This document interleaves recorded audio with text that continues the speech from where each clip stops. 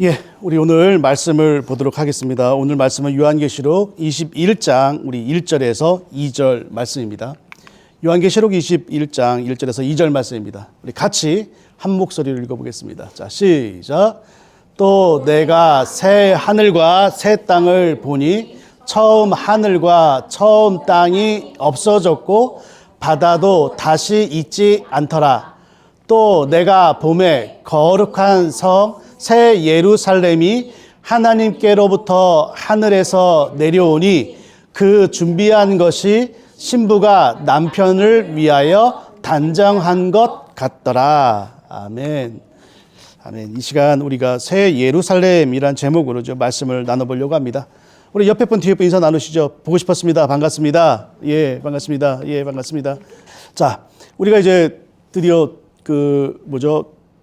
이 악한 세상에 대한 하나님의 어떤 일곱 나팔과 일곱 대접, 그게 이제 사실은 그 심판이거든요. 이제 악한 세상에 대한 종말 심판이 이제 일곱 대접과 일곱 나팔 뭐 이렇게 임했단 말이에요. 그래서 이제 하나님께서 이제 악한 권력들, 사탄의 세력들을 완벽하게 뭐예요? 예, 이제 심판하셨어요.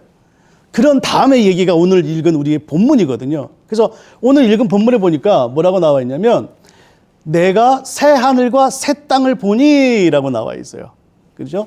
그리고 처음 하늘과 처음 땅이 없어졌고 바다도 다시 있지 않더라 라고 나와 있어요. 근데 여기서 우리가 이제 먼저 좀 이해해야 될 게 뭐냐면 내가 새 하늘과 새 땅을 보니 처음 하늘과 처음 땅이 없어졌다라고 하는 것은 뭐냐면 하나님께서요 지금 우리가 살고 있는 이 하늘과 땅 있죠. 그래서 이거를 완전히 싹 다 뒤엎어버리고 예? 싹 다 뒤엎어버리고 전혀 새로운 나라, 전혀 새로운 이런 완전히 새로운 어떤 나라를 주신다라고 하는 게 아닙니다.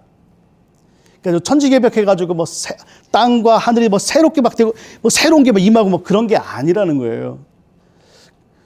정확히 이 의미는 뭐냐면 그리고 내가 새 하늘과 새 땅을 보았습니다. 왜냐하면 처음 하늘과 처음 땅이 없어졌기 때문입니다. 그러니까 내가 새 하늘과 새 땅을 봤습니다. 이유는 뭐야? 와, 하늘이 너무 새롭다. 와, 땅이 너무 새롭네. 왜냐하면 예전 하늘과 예전 땅, 다시 말하자면 악한 사탄의 세력이 잡고 있는 그것들이 완벽하게 멸망을 당하니까 이제 완전히 없어져 버리니까 이곳이 뭐예요? 새 하늘과 새 땅이 되었다는 거예요. 그래서 여기 보니까 이제 바다도 있지 않다라고 하잖아요. 근데 이제 이 바다가 그래서 많은 분들이 이제 태평양, 대서양 이 바다가 없었다고 생각하는데 그건 절대 아니고요. 여기서 바다가 없었다는 것은 뭐냐면 이 요한계시록에 나와 있는 바다는 사탄이 거주하는 장소예요. 그래서 사탄이 거주하는 장소가 없어졌다. 다시 말하자면 사탄 세력이 멸망했다. 그런 의미예요. 그러니까 이제 악한 것들이 막 사라지니까 와, 이 나라와 이것이 뭐예요? 새로운 하늘과 새로운 땅이 되었다. 너무 이제 즐겁게 하나님 찬양을 하는 것이죠. 그죠? 그러면서 이제 2절에 보니까 이제 새 하늘과 새 땅의 핵심적인 어떤 도시가 막 이렇게 임재하는 거예요. 그려지는 거예요. 그죠? 우리 본문 다시 한번 좀 읽어보죠. 2절입니다. 다시 한번 읽어보죠. 자, 시작. 또 내가 보매 거룩한 성 새 예루살렘이 하나님께로부터 하늘에서 내려오니 그 준비한 것이 신부가 남편을 위하여 단장한 것 같더라. 여러분, 우리가 이제 새 하늘과 새 땅의 핵심 어떤 에키스, 이게 뭐냐면 새 예루살렘이라는 거예요. 그죠? 새 예루살렘. 근데 새 예루살렘이 이게 하늘로부터 내려오니까 근데 이제 그 준비한 것이 신부가 남편을 준비한 것 같이 단장된 그런 새 예루살렘이 내려왔다라고 하는 것이죠.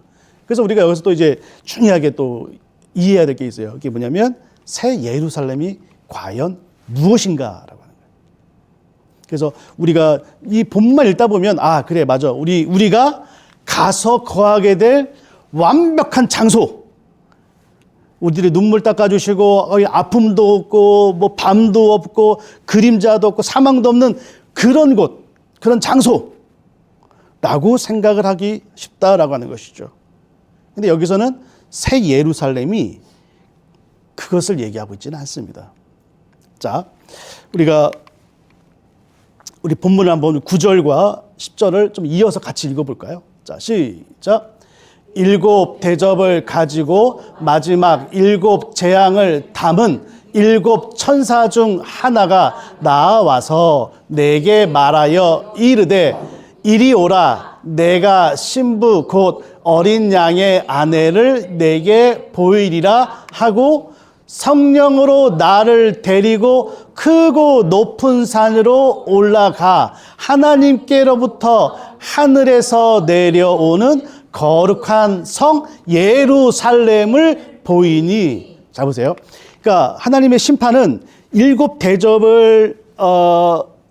대접을 통해서 완벽한 이제 심판이 이루어졌거든요. 근데 그 중에 한 천사가 7 대접을 이렇게 부은 천사가 한 천사가 나와서 말하는 거예요. 내가 신부 곧 어린 양의 아내, 어린 양이 누군지 아시죠? 재림 예수님이란 말이에요. 예수님의 아내를 보여주겠다라고 했어요. 근데 그 어린 양의 아내가 누구예요? 새 예루살렘인 거예요. 하늘에서 내려오는 거룩한 성 예루살렘을 보이니 내가 어린 양 재림 예수의 신부를 보여줄게 하고 딱 보여준 게 뭐예요? 예루살렘 성이었어요. 그 다음은 뭐예요? 여기서 예루살렘 성은 공간이 아니라는 거예요. 예, 맞아요. 여기서 예루살렘 성은 뭐예요? 성도님들이에요. 구원받은 성도들이에요. 그래서요, 여기서 새 예루살렘이 내려온다. 이게, 그것은 뭐냐면 도시가 막, 그게 아니라 구원받은 백성들이 막 이렇게 내려오는 거예요. 그래서 공간이 아니라 인격체인 거예요. 그래서 여러분들 잘 보시면 이것을 3절에서도 똑같이 이제 그렇게 얘기를 했어요. 그래서 이게 열리지 않으면, 이게 이해되지 않으면 3절이 이해가 안 되는 거예요. 자, 우리 3절 같이 한번 읽어볼까요? 자, 시작. 내가 들으니 보좌에서 큰 음성이 나서 이르되 보라, 하나님의 장막이 사람들과 함께 있음에 하나님이 그들과 함께 계시리니 그들은 하나님의 백성이 되고 하나님은 친히 그들과 함께 계셔서라고 나와 있죠. 여기 보니까 뭐냐면 이제 예루살렘이 내려왔단 말이에요. 근데 너무나 이제 신부가 준비됐다라고 얘기하면서 하나님의 장막이 사람들과 함께 있음에 하나님이 그들과 함께 계시리니. 여러분, 하나님의 장막이 뭐죠? 우리가 너무 잘 알아요. 장막은 성소죠. 그죠? 근데 여러분 잘 보세요. 이 하나님의 장막의 제일 첫 번째가 시내산에서 모세를 통해서 하나님께서 명령을 주셔서 만든 이 뭐예요? 성막이죠. 그죠? 이 성막의 근데 핵심이 뭐예요? 여기서 하나님이 이곳에 임재해 계시겠다. 그러니까 꼭 여기에만 있는 게 아니라 다 어디든 계시지만 여기에 함께 계시는 것을 눈으로 보여주는 거 아니겠어요? 그래서 여기서 하나님을 만나기 위해서는 속죄가 이루어져야 되고 이런 것들을 보여줬단 말이에요. 이게 성소란 말이에요. 그죠? 성막. 그죠? 그 다음에 이것이 나중에 어떻게 되죠? 우리가 너무 잘 알고 있는 솔로몬 성전이 돼버려요. 그죠? 크게 만들죠. 근데 이것이 바벨론 나라의 군인들이 와가지고 다 이게 초토화 시키잖아요. 법궤도 뺏겨버리고. 그래서 어떻게 해야 돼요? 다시 포로기 갔다 와가지고 그 다음에 만든 게 뭐예요? 그나마 이제 스룹바벨 성전인 거예요. 스룹바벨 성전은 근데 많은 사람들이 이전에 솔로몬 성전보다 한없이 작아진 이 규모를 보고 많은 사람이 울었다고 그러죠. 너무 이제 빈약하니까. 근데 이것이 쭉 내려오다가 우리 신약 시대에 우리가 잘 알고 있는 헤롯 대왕이라는 사람이 유대인의 환심을 사기 위해서 이것을 해체하고 새롭게 성전을 크게 만들죠. 그게 뭐예요? 헤롯 성전, 예수님 시대의 성전이란 말이죠. 근데 이것이 어떻게 됐어요? 또 AD 70년에 보니까 로마 군인들이 와가지고 또 싹 다 부셔버렸네. 그죠? 잘 보세요. 그러면서 하나님께서 하신 말씀이 뭐예요? 야, 성전이, 그러니까 내가 너희들과 거할 처소가 장막이 이런 건물이 아니라는 거예요. 예수님께서 이 건물을 보고 내가 허물어버려라. 내가 3일 만에 다시 짓겠다고 하실 정도로 이 성전은 이제 의미가 없다는 거예요. 그러면서 내가 너희와 만나는 그 성전, 핵심의 그 성전을 어떻게 하시겠다고요? 우리 안에, 그죠? 우리 안에. 그래서 성전은 이제는 뭐예요? 우리 안에 있는 거죠. 여러분 이해가 되십니까? 성전은 이제 우리가 되는 거예요. 그래서 우리 여러분들 성전은 공간이 아니라 이제는 우리가 되어버려요. 그래서 여러분 사도 바울도 이렇게 얘기를 하고 있잖아요. 같이 한번 읽어볼까요? 자, 시작. 너희는 너희가 하나님의 성전인 것과 하나님의 성령이 너희 안에 계시는 것을 알지 못하느냐. 그러니까 성전이 뭐예요? 우리예요. 근데 그러니까 우리가 뭐예요? 이제는 새 예루살렘이 되어버리는 거예요. 새 예루살렘. 그러니까 이제 공간이 아니라 이게 우리 믿음을 지킨 성도들 교회 공동체가 된단 말이에요. 근데 핵심은 이거예요. 이 눈을 딱 들어봤는데 거대한 믿은 자의 무리들이 쫙 내려오는 거예요. 끝까지 믿음을 지키다가 죽은 사람들, 성도님들, 뭐 우리 믿음의 선배들이 이렇게 쭉 내려오는 거겠죠. 근데 그분들이 어떻다고요? 신부가 신랑을 기다리며 준비했던 그 모습과 같았다라고 하는 거죠. 다시 말하자면요, 이제는 마지막 하나님께서 깨끗하게 종말 심판하고서 완벽하게 회복하실 그 날을 하나의 이미지로 그려내고 있는 거예요. 그게 뭔지 아세요? 결혼식입니다. 결혼식이에요. 하나님께서는요, 요한계시록의 맨 마지막, 드디어 새하늘과 새 땅, 완벽하게 이 땅을 만들기 위해서 연출하는 게 뭐예요, 예수님? 바로 결혼식입니다. 결혼식을 준비하고 계신 거예요. 자, 여러분들 이제 우리 다 결혼, 경험하셨어요. 그죠? 근데 여러분, 결혼식에서 핵심이 뭐죠? 결혼식의 핵심은 두 가지가 있어요. 첫 번째 뭐예요? 혼인서약. 두 번째 뭐예요? 잔치. 결혼식 끝나고 뭘 먹냐? 뭐 이거죠. 이거죠. 중요한 거. 자, 혼인서약입니다. 혼인서약이 뭐죠? 이제 신랑 입장, 뭐 신부 입장 해놓고서 핵심이 뭐예요? 당신은 누구누구는 뭐 이 사람을 뭐 아내로 맞아 평생 뭐 예전에 표현대로 하자면 검은 머리 팥불이 되도록 뭐 이게 사랑하시겠습니까? 그래서 이렇게 혼인서약식이잖아요. 이게 뭐예요? 서로 사랑하겠다는 약속이잖아요. 그죠? 그래서 잘 보시면 하나님께서도 우리와 관계 맺는 걸 뭐예요? 다 결혼식으로 얘기하셨어요. 그것이 핵심이 뭐예요? 혼인서약이 언약이라고 하는 거죠. 언약. 그래서 여러분들 우리 구약의 맥잡기, 신약의 맥잡기 들어보신 분 아시겠지만 이 언약이라는 게 뭐예요? 약속이죠. 혼인서약입니다. 그래서 구약에 보면 창조 언약, 노아 언약, 아브라함 언약, 시내산 언약, 다윗 언약 이렇게 쭉 있단 말이에요. 근데 여러분 잘 보세요. 이게 다 결혼식이에요. 혼인서약과 똑같은 거예요. 예를 들어볼게요. 창세기 15장에 보니까 하나님께서 아브라함과 언약을 맺는 장면이 나와요. 그죠? 근데 환상 가운데 하나님께서 언약을 맺으시는 장면이 그게 유명한 게 뭐가 있어요? 이 횃불 언약이거든요. 뭐냐면 하나님께서 하늘의 별과 같이 바다의 모래같이 내가 너를 축복하겠다. 믿음으로 반응했기 때문에 이제 그런 언약, 혼인서약 같은 걸 맺었단 말이에요. 그런데 그 상황이 뭐였어요? 쪼갠 고기 사이로 횃불이 지나가 버리는 거예요. 여러분 마치 뭐가 생각나죠? 결혼식에 행진하는 거하고 똑같은 거예요. 딴딴딴 하면서 이렇게 신랑 신부가 행진 뭐 이런 것처럼 두 분이 이렇게 막 가는 거예요. 하나님과 아브라함이 혼인서약 맺고 그 다음에 같이, 물론 여기서는 이제 횃불만 지나가죠. 근데 여러분 이 결혼 생활이 어떻게 되죠? 신부가 맨날 바람피네. 아시죠? 우리는 비유해서 전부 다 예수님이 신랑이고 우리는 신부였단 말이에요. 근데 신부가 맨날 바람펴. 혼인서약을 했어요. 했는데도 불구하고 맨날 바람펴. 창조 언약부터 시작해가지고 모세, 노아, 아브라함 할 것 없이 다 바람펴. 너희들이 맨날 바람펴.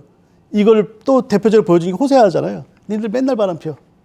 혼인서약을 했는데 니들 맨날 바람펴요. 그 바람피는 게 뭐예요? 우상 숭배해. 다른 걸 섬겨. 네 자신을 하나님처럼 섬겨. 바람핀단 말이에요. 근데 하나님께서는 어떻게 하셔? 이 신랑 되신 예수님께서는 끝까지 기다리시는 거예요. 끝까지 기다리고 끝까지 참아내고 결국 어떻게 돼요? 하나님의 전적인 사랑으로 해서 이 결혼관계가 유지되는 거예요. 용서하시고. 그런데요, 하나님께서 어떻게까지 사랑하세요, 우리를? 야, 너희가 제발 말 좀 들어라. 제발 이 서약을 잘 지키면 축복받을지만 만약에 지키지 않으면 너 벌을 받을 거야. 막 이렇게도 안 들으니까 마지막에서 뭐라고 말씀하십니까? 그래? 그러면 너희가 그냥 마음만 열어. 마음만 열어. 그럼 뭐예요? 내가 너로 들어가서 내가 나를 사랑하는 마음을 내가 줄게. 이게 뭐예요? 새 언약이잖아요. 이렇게까지 하십니다. 근데 이 언약이 뭐예요? 지금 여러분 잘 보세요. 요한이요. 지금 구원받은 성도들이 내려오는 거예요. 그걸 봤어요. 근데 그들이 신랑을 맞이하기 위해서 신부가 예비되고 준비된 것 같이 했다 하지만 정확히 말하면 그것을 준비시킨 분이 누구예요? 예수님밖에 없는 거예요. 예수님이 꽃단장 시킨 거예요. 우리를 거기에 맞게끔, 그 결혼잔치에 맞게끔 우리를 예수님이 다 준비시켜 주신 거예요. 여러분, 결혼식에 이렇게 입장할 때, 행진할 때, 그동안의 연애 기간이 생각날 거 아니겠어요? 어떻게 만났고, 어떻게 여기까지 왔는지. 그 과정이 잊어버리면 어떻게 돼요? 이게 사역에는 의미가 없는 거거든요. 하나님께서 어떻게 준비시켰는지가 우리가 굉장히 중요한 부분이거든요. 그죠? 하나님께서 준비시키신 거예요. 그래서 그것들은 어떻게 돼요? 우리를 신부처럼 맞아주신다라고 하는 것이죠. 이것이 뭐예요? 혼인 서약입니다. 약속을 하나님께서 다 지켜주신 거예요. 근데 두 번째, 그 다음에 뭐예요? 뭐가 있어야 되죠? 잔치예요. 근데 잔치도 우리 예수님께서 분명히 이렇게 얘기를 하셨어요. 마태복음 26장입니다.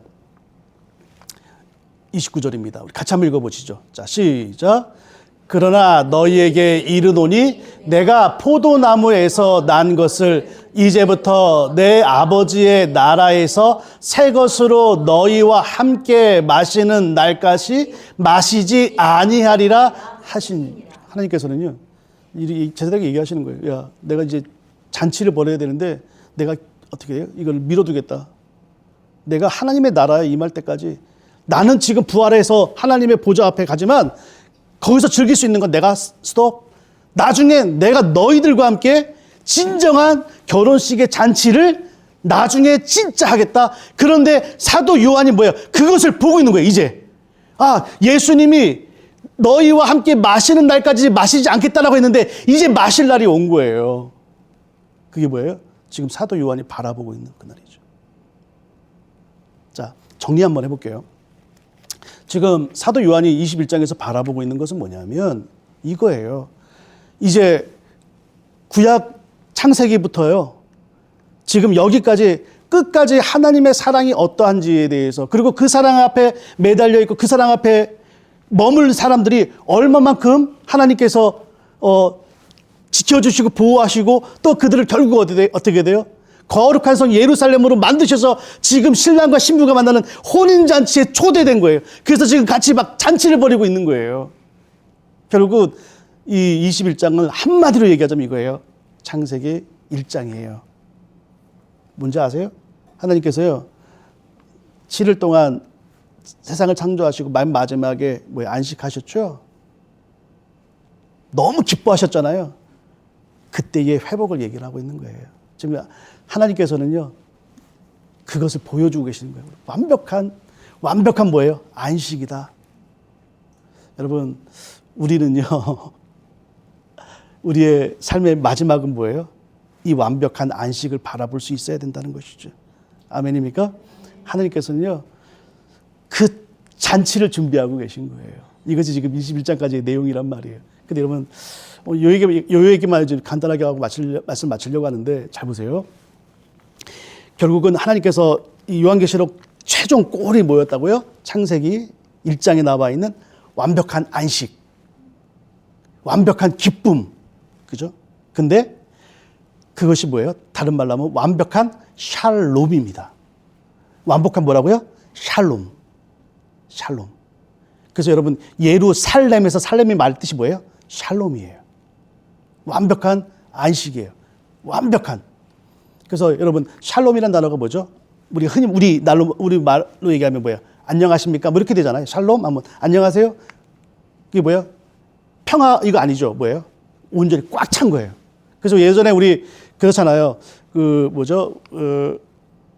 예전 어른들은, 저 윗세대 어른들은 가난했어요. 그죠? 많이 가난했어요. 이제 먹고 사는 것 자체가 너무 힘들었어요.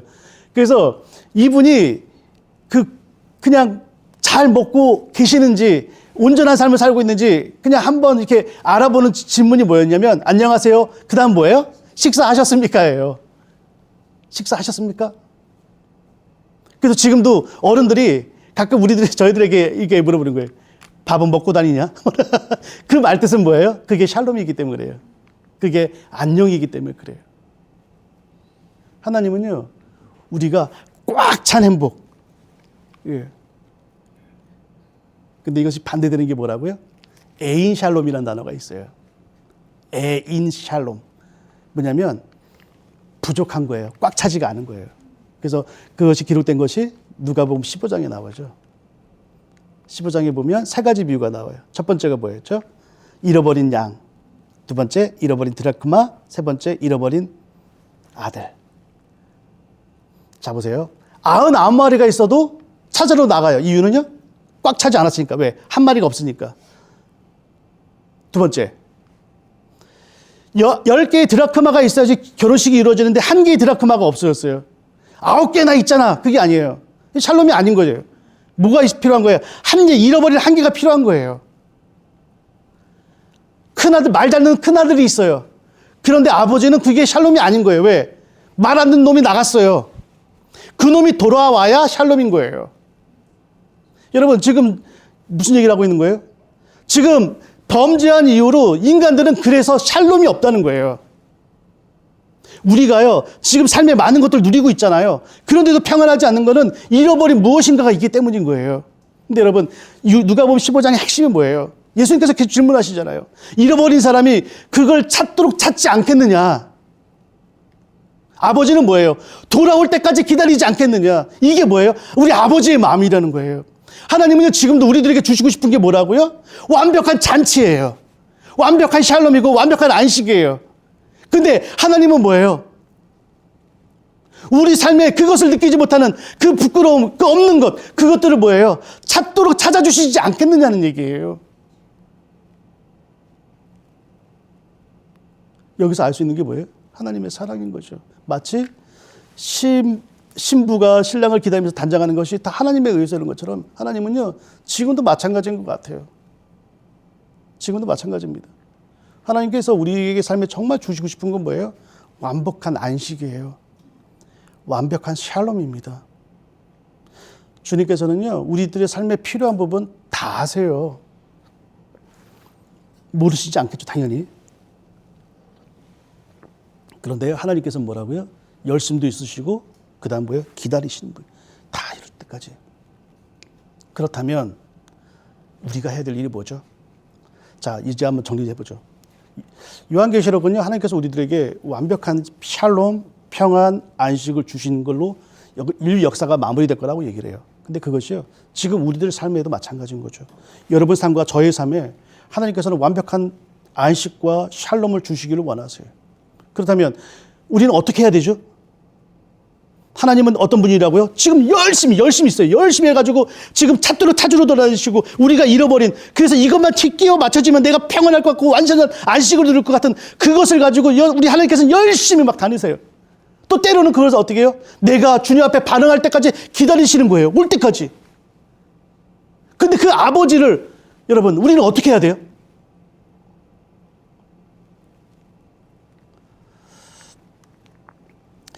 제가 자주 쓰는 말이 있어요.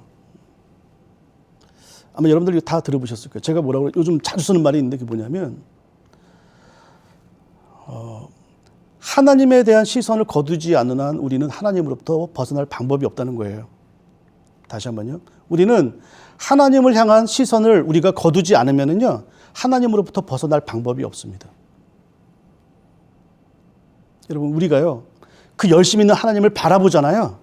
바라보고 계시잖아요. 그분한테 벗어날 방법이 없다니까요. 다시 말하자면 우리가 하나님을 향한 시선을 거두지 않는 한, 우리가 하나님을 향한 생각들을 거두지 않는 한, 우리 하나님을 향한 마음을 거두지 않는 한 하나님께 벗어날 방법이 없고, 고로 우리는 우리 삶 가운데서 어느 순간인가는 우리에게 샬롬을 주시고 안식을 주시는 그분 아버지를 만나게 될 거라는 거죠. 여러분, 무슨 얘기냐면요, 여러분 해야 될 기도의 양이 있습니까? 채워야 될 기도의 양이 있으십니까? 내가 이거를 채워야지 하나님께서 응답을 주실 것 같은 거예요. 여러분 해야 될 헌신이 있으십니까? 하나님 앞에? 하나님 앞에 이걸 헌신해야지 하나님이 기뻐하실 것 같고, 내가 이 서원을 해야 하나님께서 응답을 들어주실 것 같고.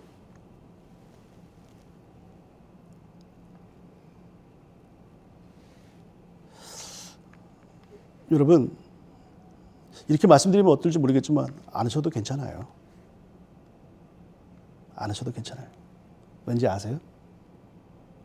제가 요한계시록 이번 강의에서 뭐라고 그랬냐면, 하나님은 우리가 열정이 있거나 확신이 있거나 상관없이 우리를 쓰신다는 거예요. 확신이 있으면 우리 통해서 복음이 증거될 것이고, 우리가 확신 없이 연약한 자리에 내가 해야 될 것을 하지 못하면서 내가 지금 마음이 힘들어하고 막 그럴 때는 뭐예요? 하나님께서 우리의 힘을 빼시는 과정이라고 그랬어요.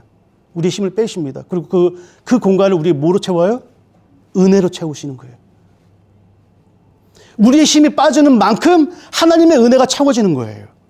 여러분, 우리가 해야 되는데 하지 못하고 있어요? 근데 여러분, 한 가지만 안 하시면 돼요. 주님을 향한 시선만 안 거두시면 돼요. 하나님께서는 어떻게 돼요? 연약해진 나의 그 모든 공간을 하나님께서 뭐예요? 은혜로 채우기 시작하시는 거예요. 내가 하나님을 향한 시선, 그 열심이 있고, 그 기다리시고, 그 하나님을 내가 뭐예요? 시선만 거두지 않으면 하나님께서는 연약한 내 삶의 그 모든 부분을 은혜로 채워주시고, 채워주신 다음에 그 다음에 뭐예요? 확신이 생겨요.